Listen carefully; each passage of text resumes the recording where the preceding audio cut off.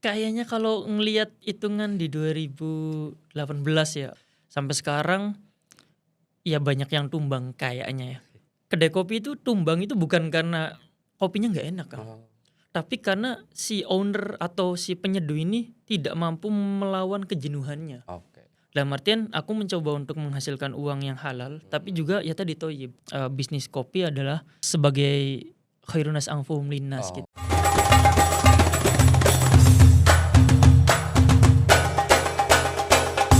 Sinihbar, Siniar Ikhbar. Assalamualaikum Ikhbarian. Selamat datang di Sini Ikhbar, Siniar Ikhbar. Dalam episode kali ini, kita akan berbicara tentang kopi. Secangkir seduhan yang mampu menjelma sebagai medium untuk menyampaikan nilai, menjalin komunitas, dan membawa keberkahan. Di tengah tren kopi yang terus berkembang, ada cerita menarik dari seorang santri yang membawa filosofi pesantren ke dalam bisnis perkopian.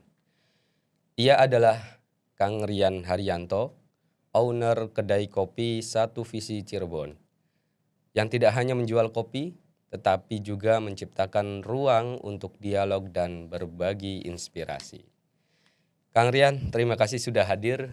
Gimana kabar hari ini? Alhamdulillah sehat guys. Lagi sibuk apa aja nih? Ya sehari-hari sih seperti biasa ya, kayak harus ngurus kedai gitu, operasional, terus bikin program-program, apalagi ini kan baru masuk 2025 ya. Iya betul. Baru ulang tahun juga kedai kemarin, jadi Oh, sudah harus mempersiapkan gitu ke depan harus apa lagi yang dikembangkan. berarti ini ya, kan ada kejutan-kejutan di 2025 ke depan gitu Ya kayaknya. mestinya kan zamannya udah berubah gitu ya. Iya. Jadi harus mempersiapkan program sesuai dengan situasi dan kondisi zamannya. Untuk hari ini gimana nih kabar dunia perkopian di Cirebon, Kang Rian? Sangat dinamis ya. Dinamis. Iya, perubahan dari waktu ke waktu juga Mm-mm. sangat luar biasa gitu. Kalau saya lihat nih dalam setahun terakhir, apakah tren kedai kopi masih berkembang atau lebih banyak yang gulung tikar? Nah, apa yang menurut Kang Rian nih menjadi penyebabnya kira-kira fenomena ini? Kalau berkembang sih sangat berkembang ya, Kang. Dalam artian dari tahun ke tahun itu akan terus berubah, dinamis dan terus maju. Cuma kalau kita ngelihat di Cirebon sendiri dan misal dikomparasikan ya, atau ketika kita melihat apa yang dikembangkan oleh kota-kota lain, sebetulnya Cirebon masih banyak hal yang bisa kita kembangkan Oh, lagi sebetulnya. Nah, tapi ketika misal apakah banyak kedai kopi yang pada akhirnya tumbang, itu juga menjadi fenomena yang real terjadi gitu. Mungkin bukan hanya di Cirebon ya, di kota-kota lain juga banyak juga yang bertumbangan. Ini kan soal waktu, apalagi tantangan di industri ini kan lumayan apa ya, kompleks ya. mm. Jadi kalau ya emang nggak kuat-kuat banget ya pasti akan kena dampak atau kena tumbang juga pada akhirnya gitu. Itu yang banyak juga Ya. terjadi di Cirebon. Yang masih bertahan sama yang gulung tikar itu banyakan mananya kalau dari kacamata Kang Rian nih? Kayaknya kalau ngelihat hitungan di 2018 ya, start di 2018 misal, sampai sekarang ya banyak yang tumbang kayaknya ya. Banyak yang tumbang karena yang bermunculan itu nggak semasif waktu dulu awal kedai kopi rame di Cirebon gitu. Jadi kayaknya banyak yang bertumbangan, tapi yang bertumbuh juga banyak, tapi nggak semasif dulu. Kayak mungkin orang kalau dulu sih berpikir setiap orang bisa bikin kedai kopi gitu. Nah kalau sekarang sih dengan fakta yang terjadi gitu, ya orang mau bikin kedai kopi itu harus mikir berkali-kali lipat gitu dibanding dulu ya gitu. Karena apa ya, kalau sekarang kan pemodal ini udah mulai pada Mm, masuk ya. ya. Dalam artian mungkin para pemodal melihat industri kopi ini bisa dijadikan sebagai area bisnis kan. Nah sehingga yang terjadi ya tadi, orang mau bikin bisnis kopi tuh ya harus harus dengan ekstra berpikir Ya. dan bersaing gitu, dari segi fisiknya, dari segi marketing gitu, dari segi produk dan lain sebagainya. Kalau dulu kan ya udah yang penting ada tempat, ada kios misal atau ada rumah itu udah bisa bikin kedai kan.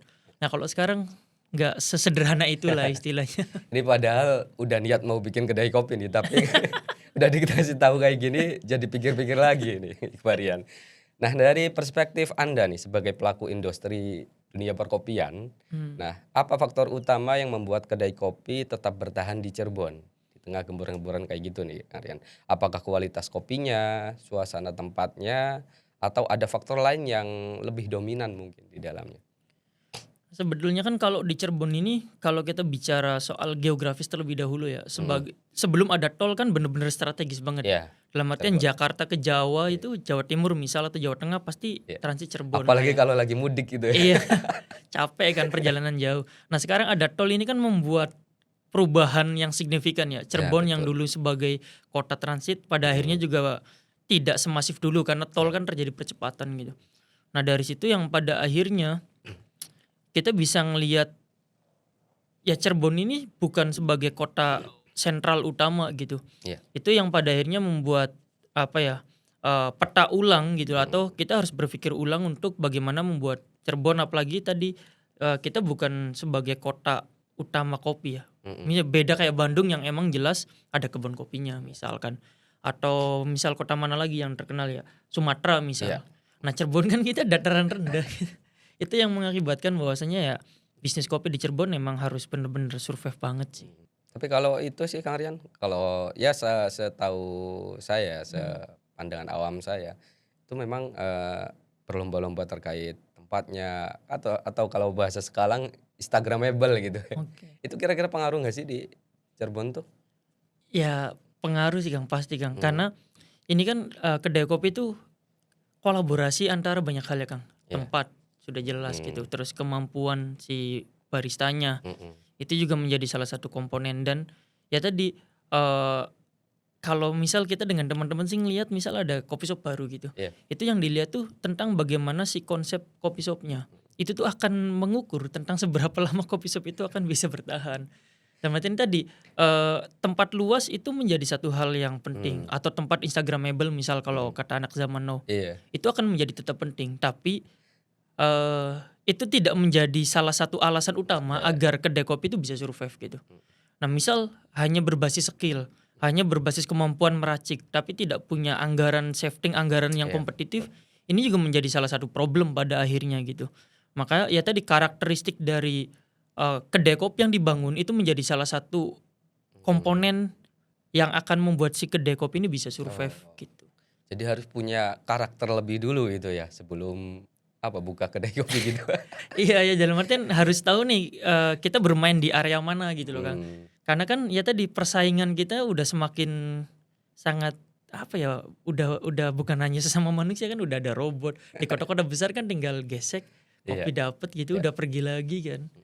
Ternyata sebegitu rumitnya di dunia perkopian karena kalau tadi lihat penjelasan Kang Rian udah kayak jurnal ilmiah ya. Jadi harus riset terlebih dahulu, harus mencari karakteristik kedai kopi yang mau kita bangun seperti itu.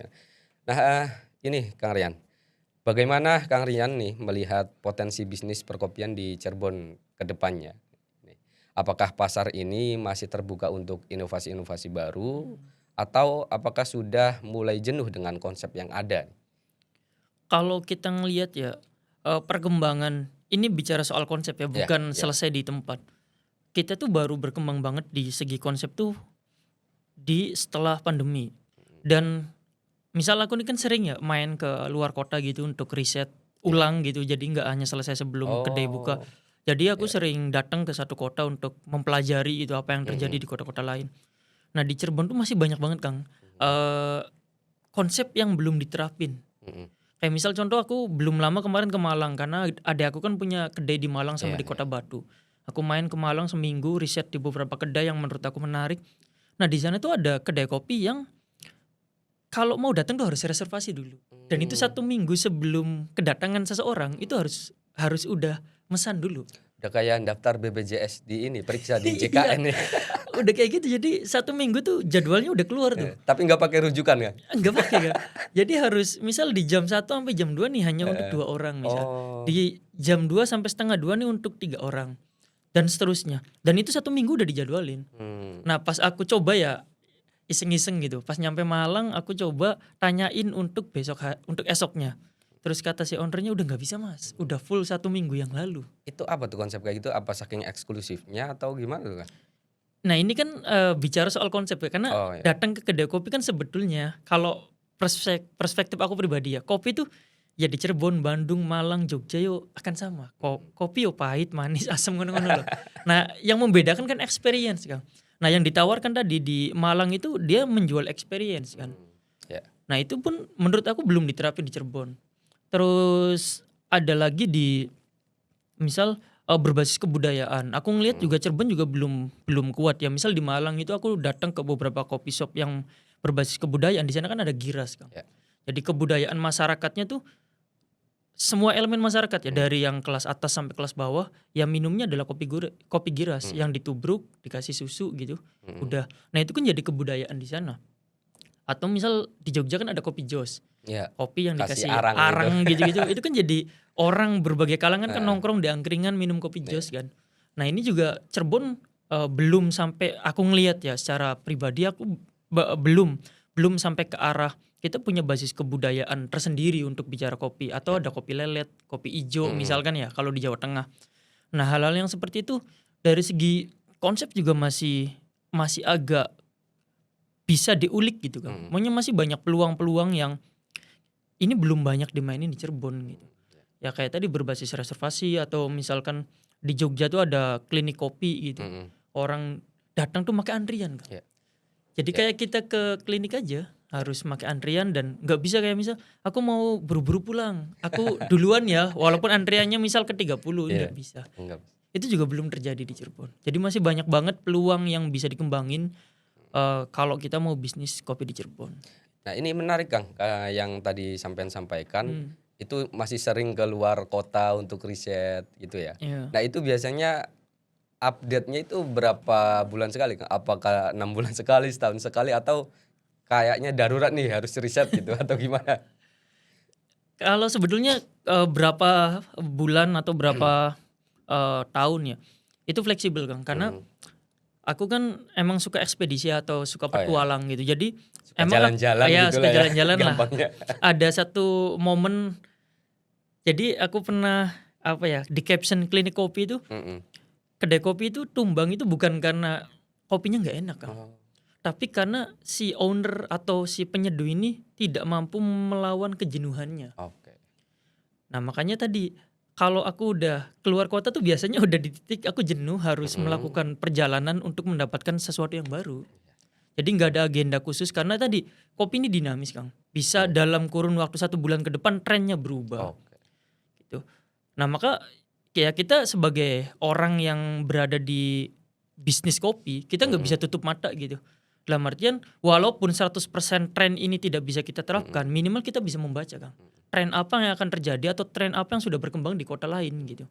Nah, itu yang pada akhirnya selalu kita lakukan riset-riset atau pengembangan atau melihat sisi lain dari apa yang sudah dikembangkan di kota lain untuk bisa dibawa di Cirebon gitu. Jadi riset-riset itu bisa jadi bahan buat ramalan kita juga ya? Iya, Gitu. kayak membaca nanti tahun depan bakal gimana ya, setengah tahun lagi bakal gimana ya, tren yang akan berkembang tuh seperti apa ya gitu.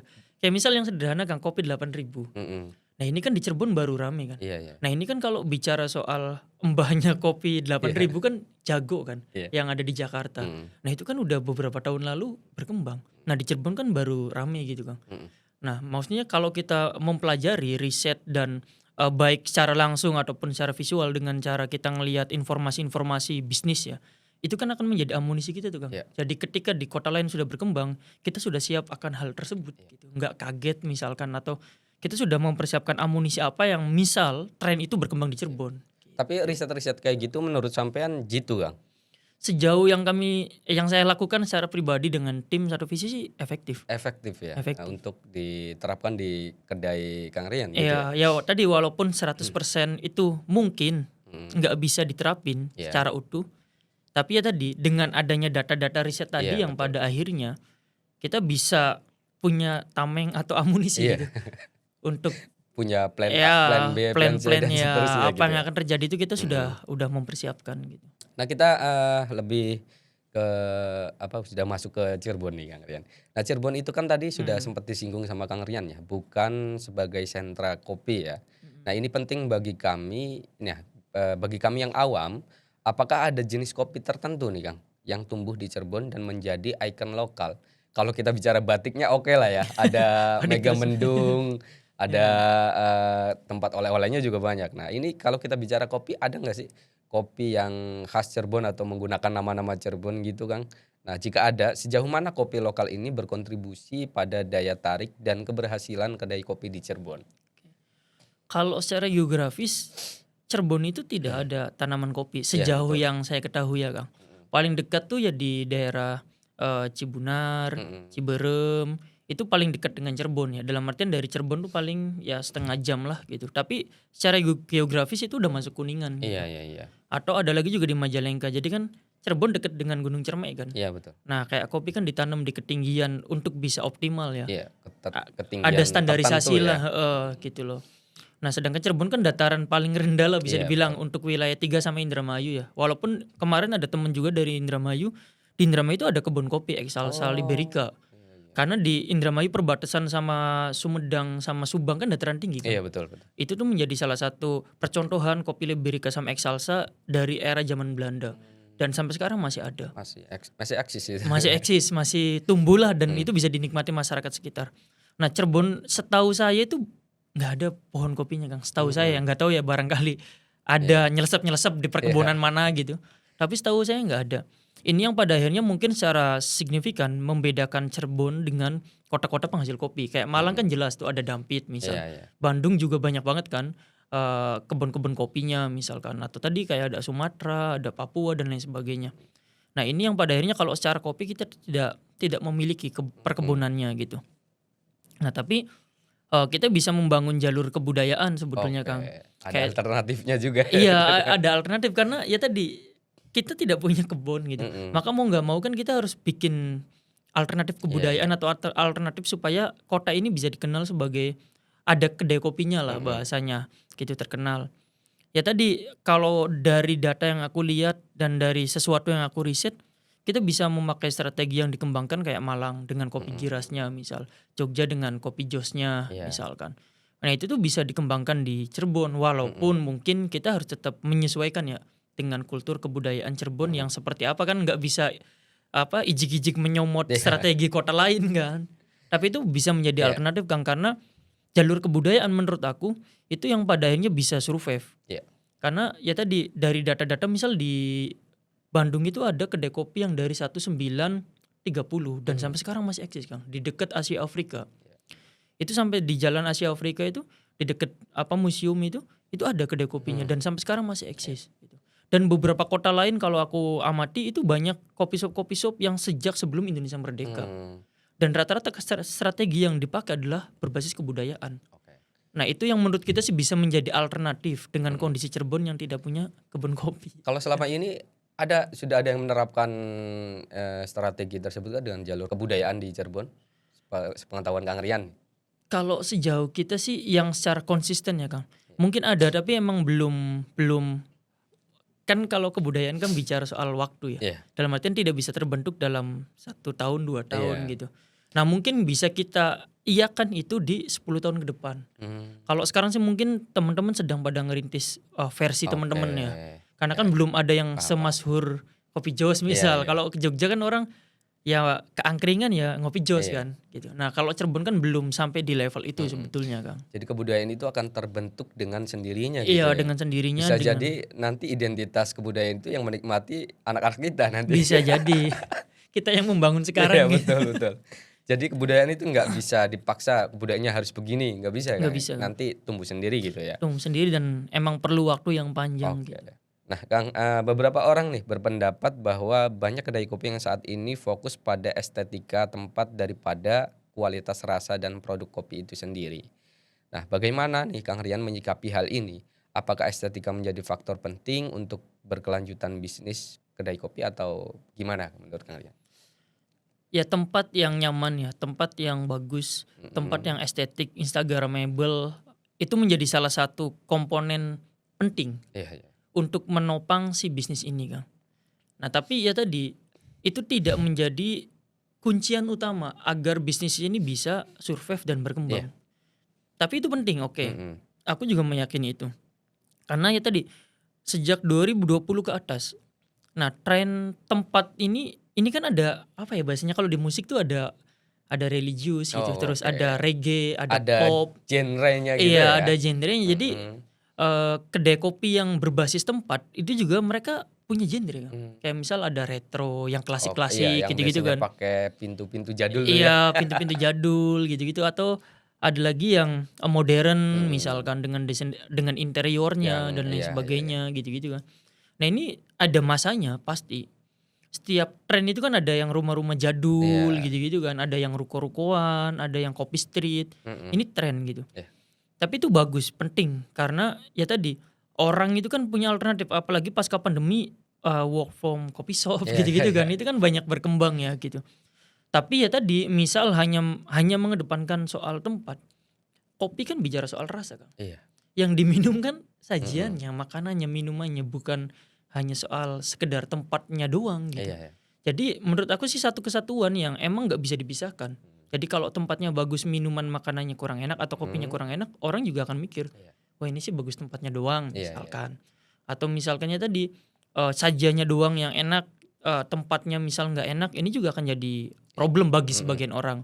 Walaupun dalam tadi perjalanan riset aku banyak kopi shop yang secara nama melegenda atau mungkin bagus, namanya booming, itu tempatnya tidak semewah Iya.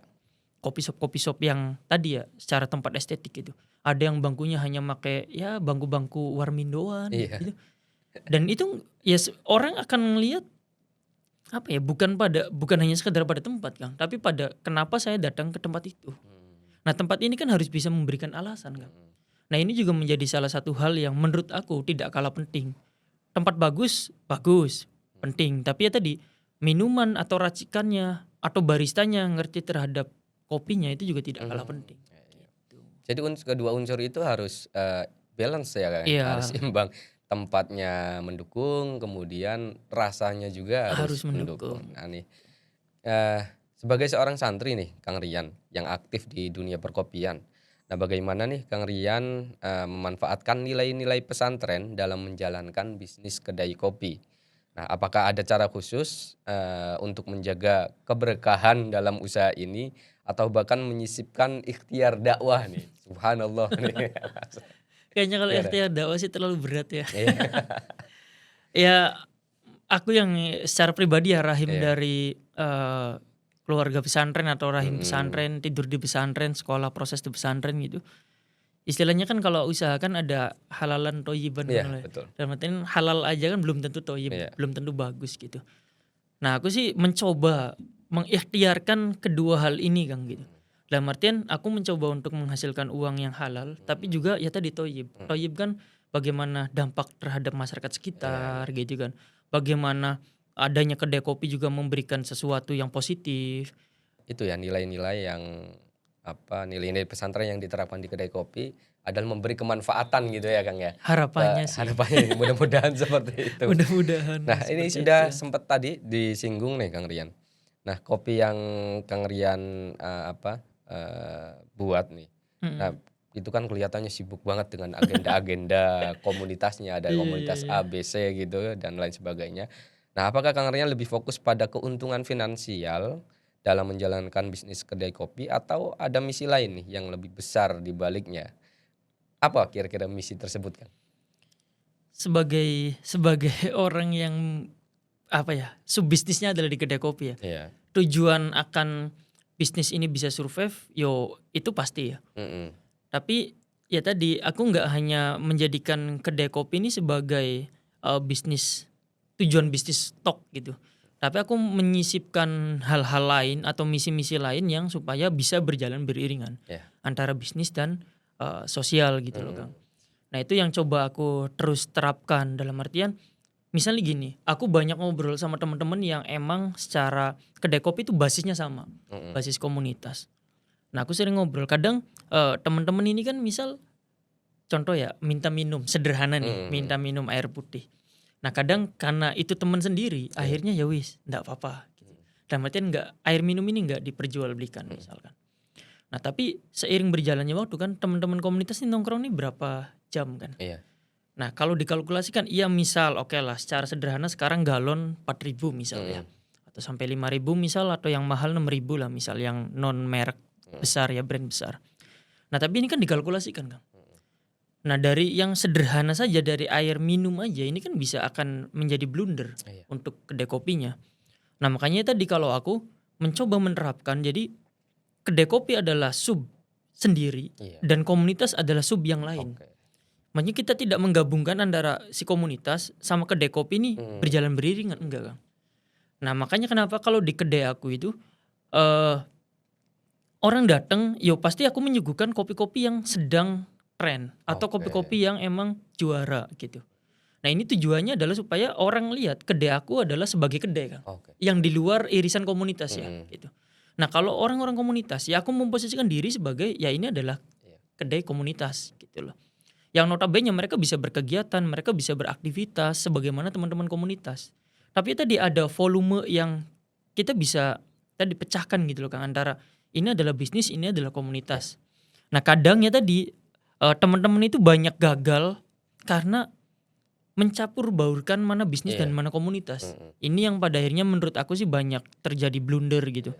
Atau ya tadi aku sempat mengamati salah satu coffee shop di Jogja yang emang bisa memainkan dua pola bisnis dan pola komunitas berjalan beriringan dan itu elegan Kang.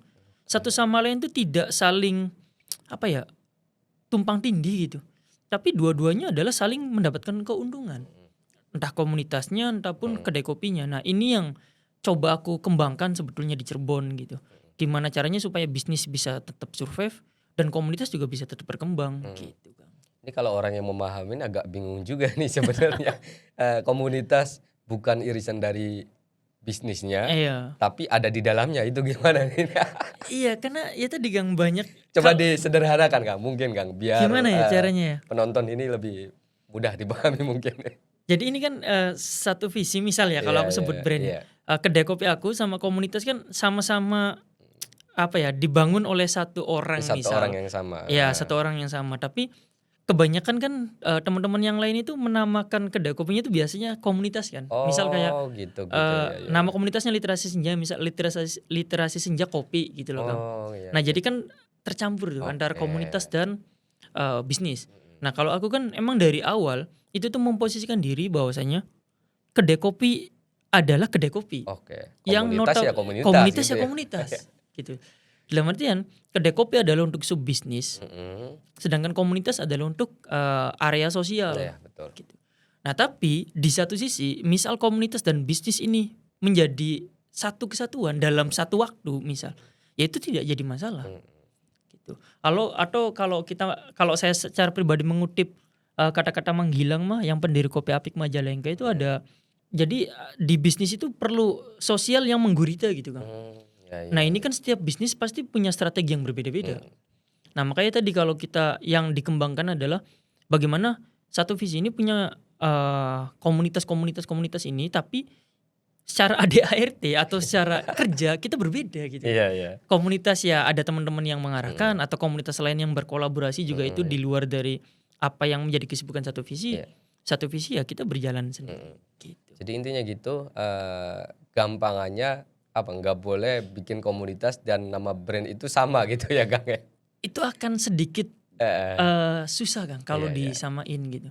Karena banyak juga aku kaji di kota-kota lain ketika emang bisnis sama komunitas ini Digabungin. menyatu atau deket banget gitu.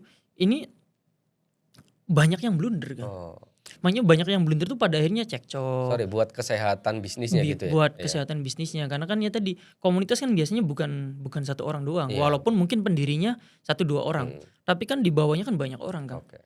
Nah sedangkan bisnis kan emang harus diatur secara sehat Iya. ya gitu loh, Harus profesional harus gitu profesional gitu loh. Nah itu yang menurut aku sih ya bisnis harus bisnis, ya? Iya. komunitas ya komunitas, Tapi kegiatannya di bisnis itu boleh-boleh saja gitu ya? boleh-boleh Kang, ya? saja. Nah nih, melihat perjalanan Kang Rian sejauh ini nih, apa filosofi yang Kang Rian pegang tentang kopi sebagai medium? Apakah Kang Rian melihat kopi sebagai jembatan yang menghubungkan antara spiritualitas, bisnis, dan hubungan antar manusia? Ini agak dalam juga pertanyaannya. Ini cukup berat nih pertanyaannya. Ya kalau misal kita yang tadi ya terlahir dari rahim pesantren ya pasti memaknai bisnis kopi adalah sebagai khairunas angfuhum linnas gitu loh ya. Istilahnya sebaik-baiknya manusia adalah yang bermanfaat bagi Bermanfaat manusia bagi lain. manusia Nah, jalannya adalah ya dengan berbisnis kopi. Karena sebelum berbisnis kopi aku juga lama berkecimpung di bisnis fashion Kang atau distro gitu. Oke. Aku cukup lama sejak masih di pesantren, sejak kelas 2 SMA. Aku kan basicnya suka desain ya. Oke. Jadi aku cukup lama berkecimpung di dunia desain, di dunia distro gitu-gitu. Nah, tapi aku rasa tuh tidak ada apa ya? Tidak menemukan gitu Iya, ya. tidak menemukan satu hal yang ini bisa lebih banyak apa ya, menjadi ruang gitu untuk teman-teman. Aku rasa secara pribadi gitu. Jadi pada akhirnya aku coba untuk bikin ruang lain, walaupun pada akhirnya bisnis konveksi atau fashion atau distro juga ketika aku punya kedai tetap bisa berjalan beriringan Kang pada akhirnya. Tapi ya tadi wajahnya tuh berubah. Iya. Jadi wajahnya adalah kedai kopi terlebih dahulu Ketika gitu. menemukan kayaknya kopi nih tahun berapa tuh Kang? Aku tuh sebelum lulus ya, aku sebelum. lulus kan semester 12 ya, agak ngerek. Harusnya nggak sebutkan di sini kan. Jadi semester 7 tuh aku baru sadar bahwasanya Oh. aku harus punya satu keterampilan, satu disiplin ilmu yang membuat aku bisa survive gitu Kang. Dimanapun aku tinggal ya. Walaupun waktu itu aku juga nggak berpikir bakal akan stay di Cirebon. Nah di semester 7 itu yang pada akhirnya aku berpikir kayaknya bisnis konveksi aku nih bukan tidak bisa ya. Kita jeda dulu, kita selesaikan dulu di sini. Kita harus cari alternatif lain dulu gitu. Oke. Berarti sekitar 2019-an lah. 19. Masih terbilang baru ya. 2019. Masih baru kalau di kopi aku masih baru kan kalau terjun gitu. Iya. Selain dari sisi bisnis nih, bagaimana Kang Rian melihat peran kedai kopi dalam membangun komunitas atau menjadi ruang sosial yang lebih bermakna? Apakah Kang Rian merasa ada dampak positif yang ditinggalkan bagi orang-orang yang datang ke kedai Kang Rian? Ini kedai kopi kan macam-macam ya Kang ya. Iya. Nah kalau ya tadi kalau di satu visi itu ada yang unik sampai ada orang yang DM tuh, Kang ini kedai kopi apa komunitas ya? Ini Berarti harus nonton podcast ini ya, biar jelas gitu iya ya. biar jelas gitu. Terus ada lagi Kang ini kedai kopinya terbuka untuk umum kan? Emang ada kedai kopi yang buat khusus gitu. Iya kan, aduh. Kayak Ya, kajian ya. Iya kayak kajian khusus ya enggak lah dalam artian kedai kopi kan terbuka ya. Ya emang aktivitas di kedai aku lebih banyak memposting kegiatan Iya. dibanding memposting Posting menu. produk gitu Iya. ya. Tapi kalau secara bicara branding ya yang aku pelajari dari dunia branding itu, brand-brand besar aja tuh kan ngelakuin strategi yang tidak banyak memposting produk. Iya. Kayak Apa sih misal contohnya? Adidas, Oh misal iya, kalau sebut iya. merek ya, atau McDonald misalkan, atau Apple dan lain sebagainya. Mereka tuh menjual emosional Emosional. atau menjual sesuatu yang ketika lu beli brand itu gitu, ya ada ya, paham, kepuasan paham. tersendiri. Nah makanya aku tuh mencoba untuk melakukan hal itu sebenarnya. Dalam artian kalau ke satu visi tuh dengan berbagai acaranya, ya yang lu dapatkan tuh bukan hanya sekedar minum kopi gitu Kang. Tapi Nah, apa aja tuh yang didapatin kalau Nah kopi di kalau situ? di kita kan misal tadi ya kita bergandengan dengan beririsan dengan banyak komunitas misal. Kalau spesifikasi satu visi kan ada 3 utama tuh Kang. Iya. Ada kopi, literasi sama petualangan. Oke. Nah kopi ini aku mewadahi banyak komunitas kopi. Bukan mewadahi banyak komunitas, mewadahi banyak elemen unsur kopi dari mulai sektor pertanian gitu sampai ke barista atau owner-owner gitu. Terus di literasi juga bukan hanya sekedar membaca nulis diskusi ya. Tapi ya tadi kayak teman-teman pesantren, teman-teman organisasi, teman-teman kampus itu juga banyak mendapatkan ruang lah, banyak kegiatan juga di kampus. Apa di kedai aku maksudnya selain di kampus. Terus selain itu petualangan. Jadi banyak Kang kayak teman-teman yang habis mendaki ke Cermai sebelum pulang ke kota masing-masing itu ngopi dulu, Video dulu. mampir istirahat. Terbaru tuh Cerita-cerita di situ. iya tentang apa yang terjadi di pendakian. Kemarin tuh ada dari apa Sumatera tuh ya, Rinjani, Rinjani aja. Apa gunung tertinggi di Sumatera? Kerinci. Ya Kerinci. Itu dari Kerinci itu 2 orang dari Jawa Timur dia. Ekspedisi pakai sepeda motor gitu. Nah sebelum melanjutkan ke Jombang itu, ke kedai aku dulu Kang untuk istirahat, sholat, makan gitu-gitu lah ya aktivitas itu. Nah maka ya tadi kedai kopi sebagai ruang-ruang alternatif menurut aku sih kalau ngelihat dari apa yang menjadi sejarah dan misal baca-baca bukunya Gus Dur gitu kan, kayak waktu beliau kuliah di Mesir itu kan kayak menikmati kopi di samping Sungai Nil misal gitu-gitu kan. Berarti kan bisnis kopi ini udah cukup jauh ya sebelum rame misalkan ya sebagai ruang-ruang alternatif tadi Kang. Nah kebermanfaatannya tadi ya ketika bicara soal kebermanfaatan yang coba aku lakukan misal dengan contoh ya banyak CSR perusahaan misalkan itu kan mencoba menggandeng kami di komunitas ataupun di kedai kopi yang pada akhirnya itu kan bisa kami salurkan misal di masyarakat sekitar gitu loh. Atau kayak teman-teman pengen ngembangin skill. Nah, di komunitas atau di kedai aku juga kan ada akademi sendiri gitu. Akademi menyeduh misalkan. Terus ya tadi konten kreator, ada kelas kepenulisan. Nah, itu sih sebagai tadi alternatif supaya teman-teman mempunyai bekal untuk bisa survive di kemudian hari. Ya urusan bermanfaat atau tidak sih aku juga nggak bisa ngukur ya. Tentang bermanfaat atau tidak, cuma aku sih berikhtiar aja gitu kan. Supaya ruang yang aku bangun ini juga bisa mendapatkan bisa bermanfaat buat orang lain. Jadi gitu. harapannya ketika kita datang di kedai kopi itu kita tidak hanya menikmati kopi saja, ada berbagai pilihan menu yang lainnya kayak tadi soal literasi, soal kelas desain atau yang lain gitu ya Kang ya. Iya. Jadi ada banyak alternatif kalau misal ke kita ya ada misal ada buku, ada perpustakaan kecil gitu loh. Terus ya tadi ada akademi-akademi yang teman-teman bisa jadi alternatif dan itu pun banyak terjadi Kang. Orang datang ke kedai aku itu selain tadi soal ngopi mereka kayak Kang bisa belajar kopi nggak misal di sini atau di sini Kang ada banyak komunitas ya boleh nggak gabung gitu loh. Nah itu tuh kalau bagi aku kayak sesuatu yang nggak bisa dibayar dengan uang gitu. Berarti kan apa yang aku lakukan tuh sedikit banyaknya adalah cukup berhasil ya. Bermanfaat juga. Dan bisa membuat teman-teman tuh bisa lebih berkembang gitu loh. Ya, terakhir nih Kang. Sebenarnya ini sering kita dengar ya. Seorang yang tidak bisa mengikuti zaman, dia pasti akan tergusur gitu ya. Nah, terkait ini nih, bagaimana Kang Rian melihat kedai kopi di Cirebon beradaptasi dengan perubahan zaman nih? Apa tantangan terbesar yang dihadapi oleh pelaku industri kopi di Cirebon saat ini? Dan kira-kira apa strategi untuk menghadapi tantangan zaman itu Kang? Kalau kita bagi menjadi 3 masa dulu ya, sebelum pandemi dan pasca pandemi. Ini yang paling dekat dengan kondisi kita saat ini. Nah sebelum pandemi kan jelas Kang, situasinya go digital iya, banyak online iya, tapi kan belum semasif ketika pandemi. Nah terjadi transisi kan ketika pandemi yang ya kita semua tahu dan itu bukan hanya di Indonesia kan terjadi. Itu yang mau nggak mau, siap nggak siap ya kita harus bertransformasi menyesuaikan zamannya waktu itu. Karena kedai aku juga dulunya nggak ada Kang, onlinean misalnya. Tapi karena emang pandemi mengharuskan untuk bertransisi dan bertransformasi, ya mau nggak mau harus ada online gitu. Nah ketika orang menyibukkan semua di online, akhirnya kan terjadi keruh Kang. Ya kan? Iya diskon gede-gedean, semualah bertarung di online. Nah setelah orang berlomba-lomba go digital, akhirnya pandemi selesai. Kedai kopi sebagai ruang nongkrong gitu ya, itu kembali seperti dulu. Nah ini kan berarti transformasi ulang kan dari sebelum pandemi dan setelah. Nah tantangannya tadi mampu tidak kita atau teman-teman semua untuk bisa membaca pola zaman yang berubah. Gitu. Nah pola zaman berubah ini yang itu bukan hanya selesai soal digitalisasi kan menurut aku, tapi pada psikologi konsumen ini juga berubah drastis sebelum pandemi dan sesudah. Nah sebelum itu orang datang, kalau aku baca ya, aku lihat misal di Cirebon, ya mesti dominasi 70% nongkrong atau bahkan lebih. Pandemi karena kebijakan mau nggak mau orang nongkrong ini kan susah. Karena terbentur kebijakan. Itu berubah kan. Nah, maka bukan hanya digitalisasi tapi perubahan psikologi konsumen. Ini juga terjadi kan. Nah, saat ini lebih kompleks lagi.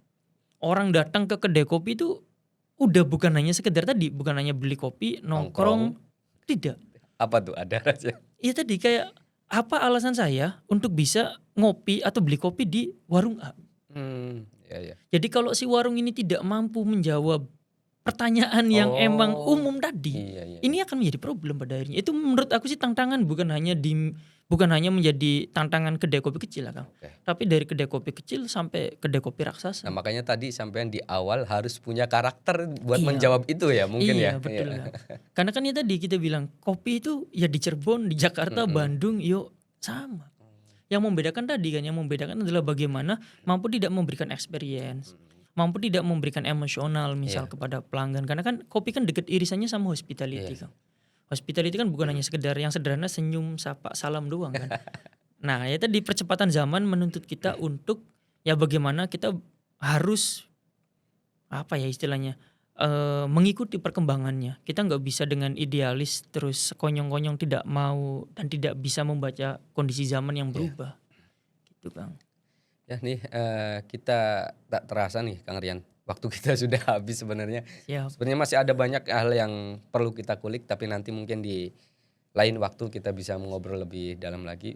Ikhbarian semua, kita tutup perbincangan kita kali ini. Nantikan Siniar Ikhbar di episode berikutnya tentunya dengan sejumlah narasumber yang menarik lainnya. Kami pamit undur diri. Allahumma muwaffiq ila aqwamit thoriq. Wassalamualaikum warahmatullahi wabarakatuh. Waalaikumsalam warahmatullahi wabarakatuh. Ikhbar.com mengabarkan kebaikan.